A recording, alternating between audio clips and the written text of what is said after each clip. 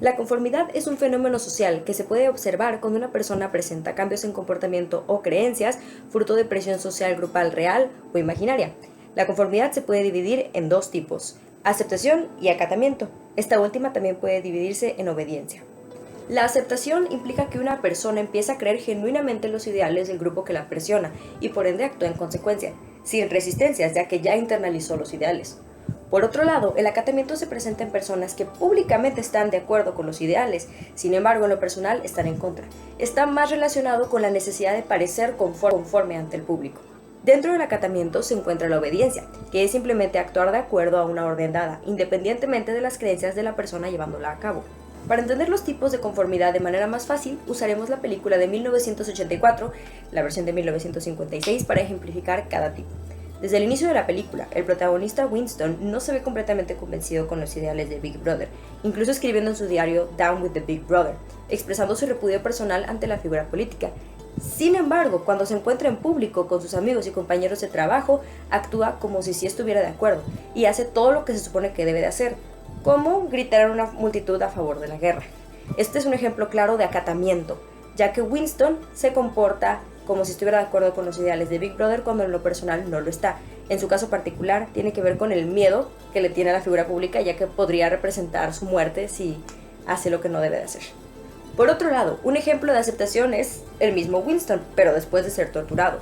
Lo que se buscaba obtener con la tortura era cambiar la mente de Winston, y así sucedió, ya que cuando lo dejaron libre, él genuinamente cambió de parecer y creía que el Big Brother era lo mejor para todos, interiorizando la importancia de la guerra y la banalidad del amor.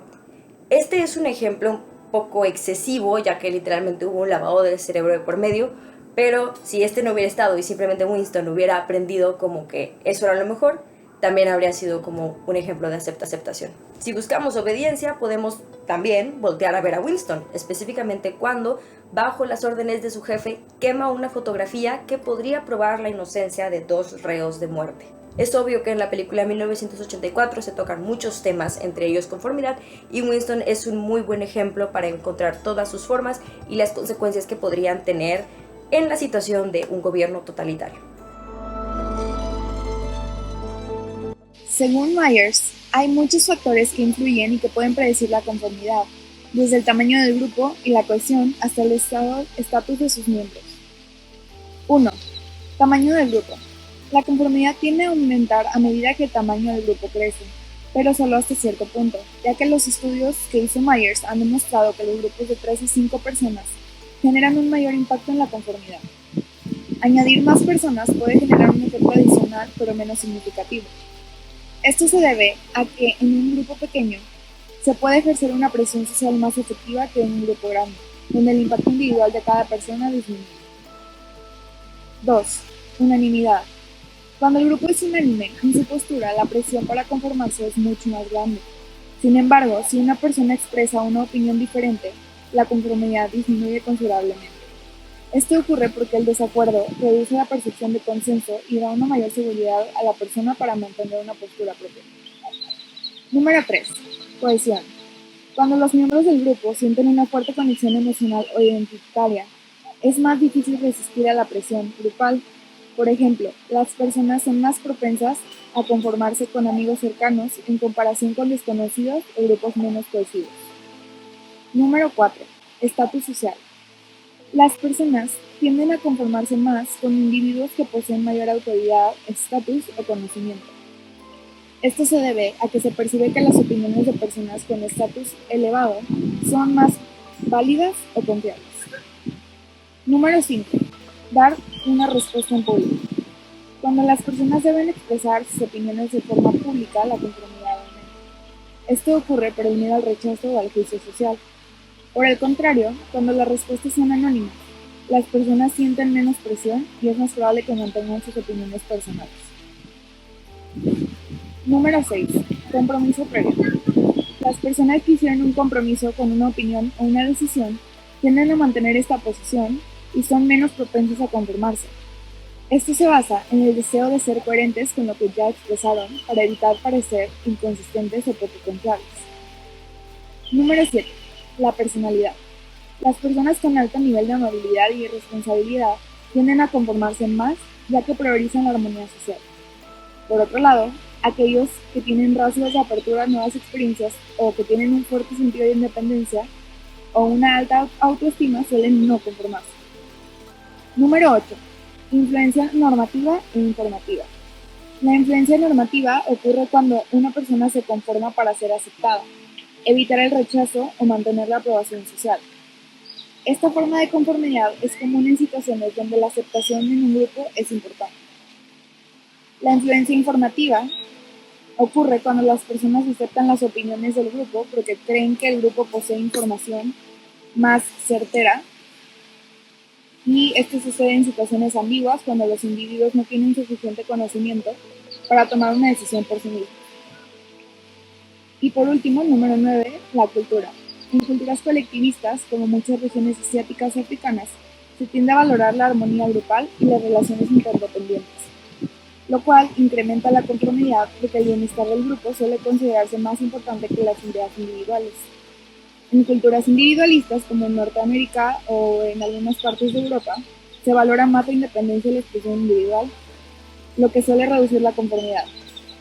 Sin embargo, la conformidad aún puede presentarse cuando se percibe que beneficia la autoestima de la persona o su pertenencia en algún grupo.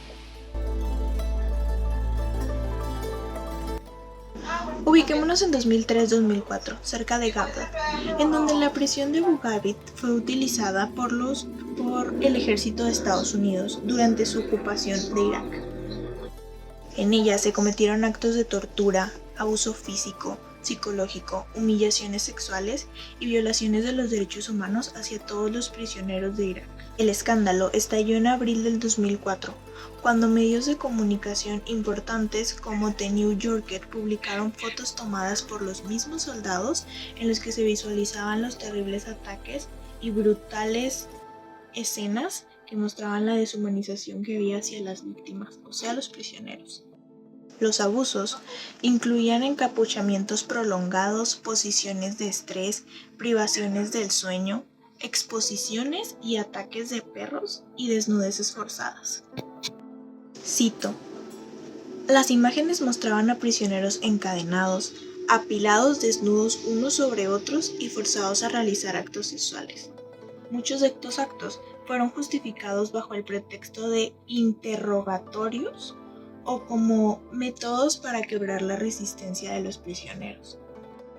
Las investigaciones posteriores al estallo de esta bomba revelaron fallos gravísimos en la supervisión de las fuerzas militares, negligencias en la cadena de mando y un ambiente que favorecía la impunidad para los soldados. Aunque algunos soldados como Lindy England y Charles Granit fueron juzgados y condenados por los delitos, las críticas se centraron en que los condenados solo eran soldados de bajo rango. Esto fue altamente sonado, ya que no se criticó ni se juzgó a las personas de altos mandos que fueron los que diseñaron o ordenaron llevar a cabo la mayoría de estos abusos. Este caso evidenció cómo en situaciones de crisis o guerra los límites éticos se borran completamente si no hay mecanismos sólidos que controlen toda la supervisión y tengan una formación moral hacia las víctimas. El caso Abu Ghraib no es solamente un caso de abuso de poder, además muestra cómo las instalaciones de muchas defensas fallan en proteger los derechos humanos cuando priorizan la eficacia o el control sobre la dignidad humana para llevar las cosas hasta un punto en el que falla el control por seguir haciendo lo que creen va a beneficiar este control.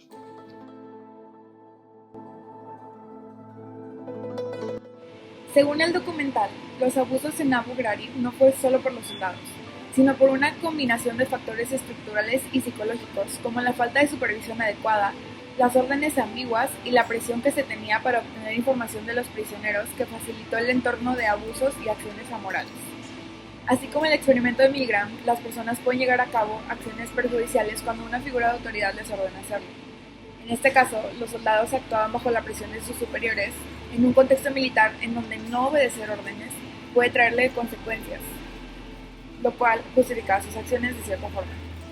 La presión del grupo también fue algo que influyó, porque otros soldados participaban activamente en los abusos o los observaban sin intervenir, lo cual reforzaba la conformidad. En este caso se puede aplicar el miedo a ser excluido o el miedo a enfrentarse a consecuencias como algo que impulsó a los individuos a seguir con su comportamiento. La desindividualización, que ocurre cuando las personas son más propensas a actuar de manera agresiva cuando la víctima o el agresor se mantiene en anonimato, también es algo que influyó. En este caso, los uniformes militares y la falta de identidad individual de los prisioneros influyó y facilitó esos abusos. La repartición de la responsabilidad también fue un factor. Como en el experimento de Zimbardo, los soldados pudieron haber sentido que su responsabilidad moral se disminuía por el hecho de que las órdenes provenían de una figura de autoridad y pudieron percibir que no son solo ellos los responsables de sus acciones directamente. Y por último, la justificación gradual, es decir, que supuestamente los abusos comenzaron de forma gradual, comenzaron con actos relativamente menores y progresivamente fueron aumentando hasta llegar a una tortura muy grave. Esto se relaciona con el fenómeno de pendiente resbaladiza, que hace que cada nuevo acto se perciba como una extensión justificable del anterior. Este caso es una muestra de lo peligroso que puede llegar a ser la obediencia y la conformidad en entornos como este, y al nosotros analizarlo desde la psicología social, nos hace darnos cuenta de lo fácil que es que las normas amorales se incumplan cuando las personas se sienten justificadas por la autoridad o por el contexto en el que se encuentran.